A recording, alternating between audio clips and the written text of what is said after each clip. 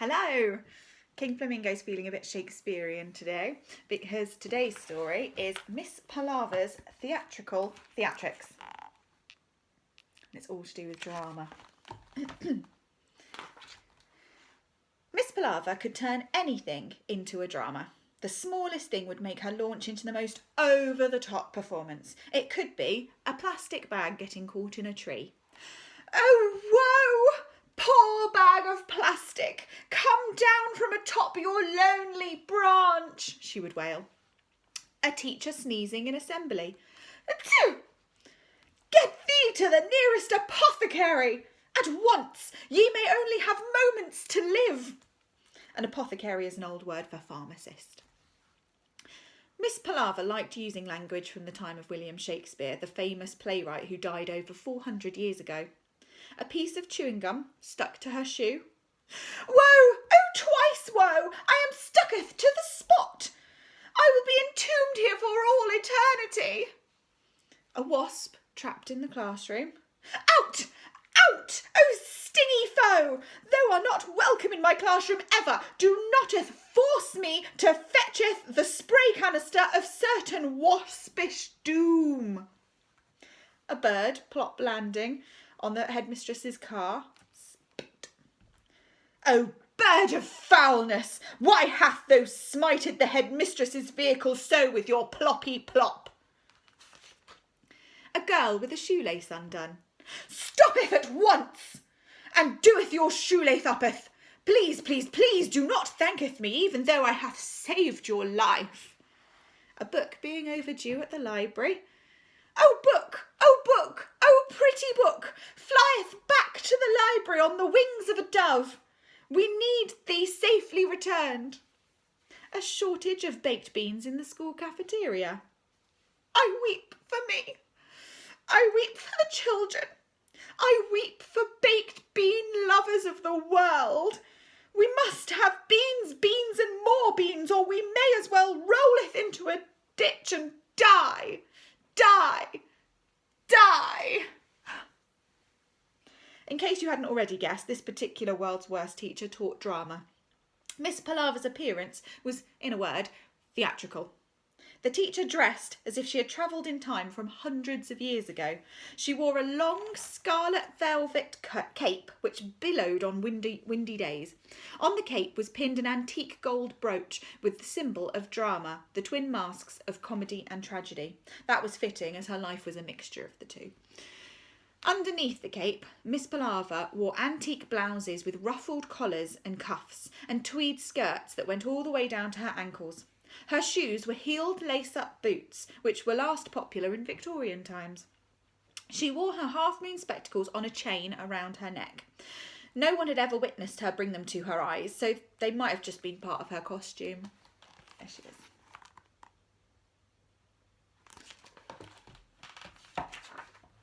Miss Palaver taught at Lady Ostentatious's School for Posh Girls.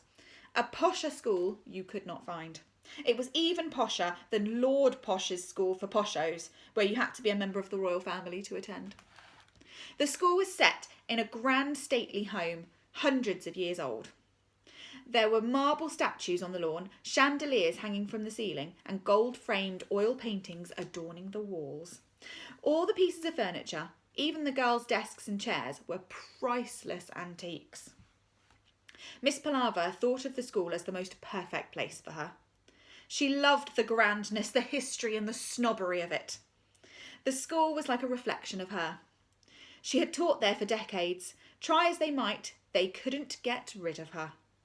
Over the years, Palaver had directed some memorable school productions there.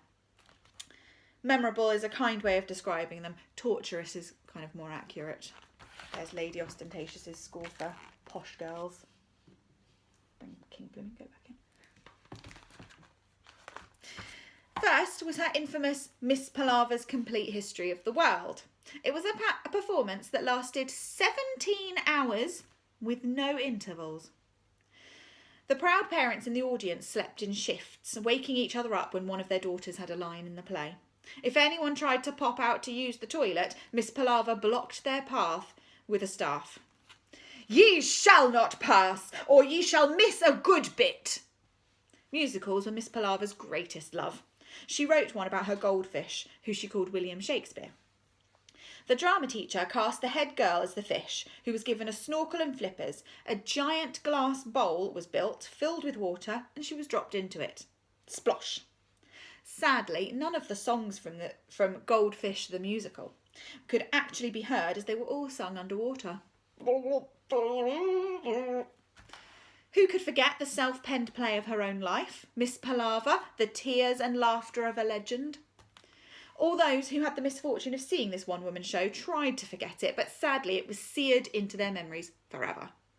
Miss Palaver played herself, of course, from birth to the present day.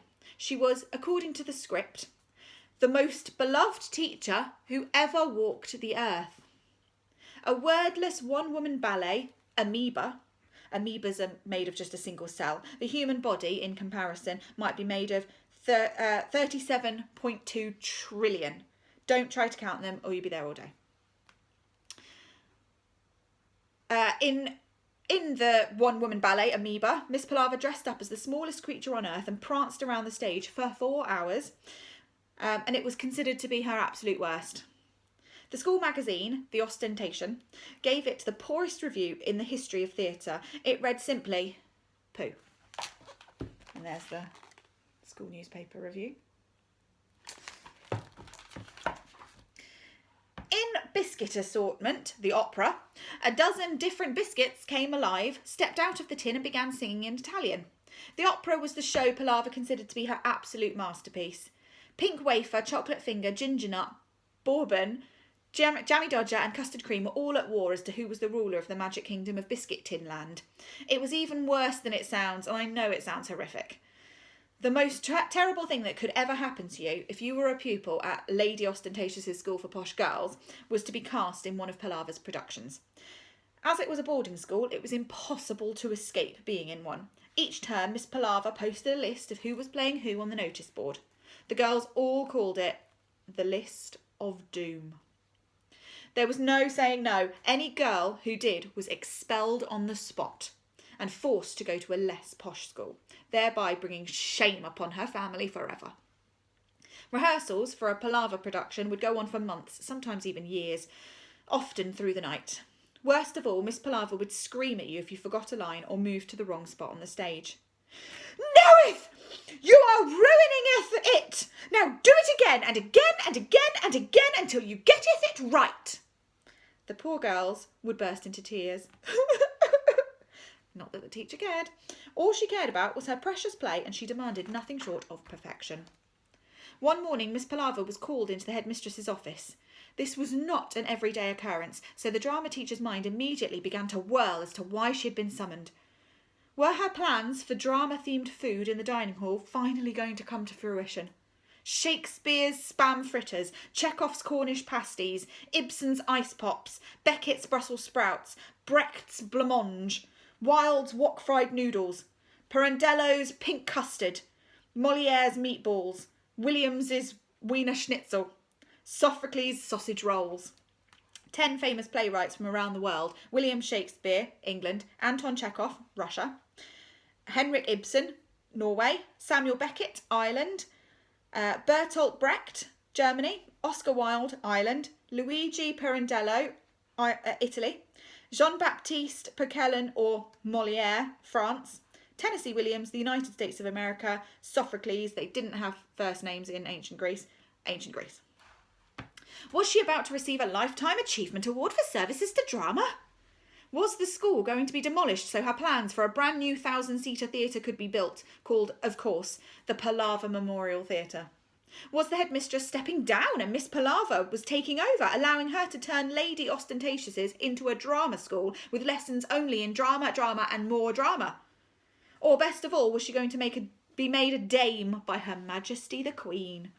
Dame Paloma Pavlova, took me a minute to say that. Dame Paloma Pavlova had a lovely ring to it.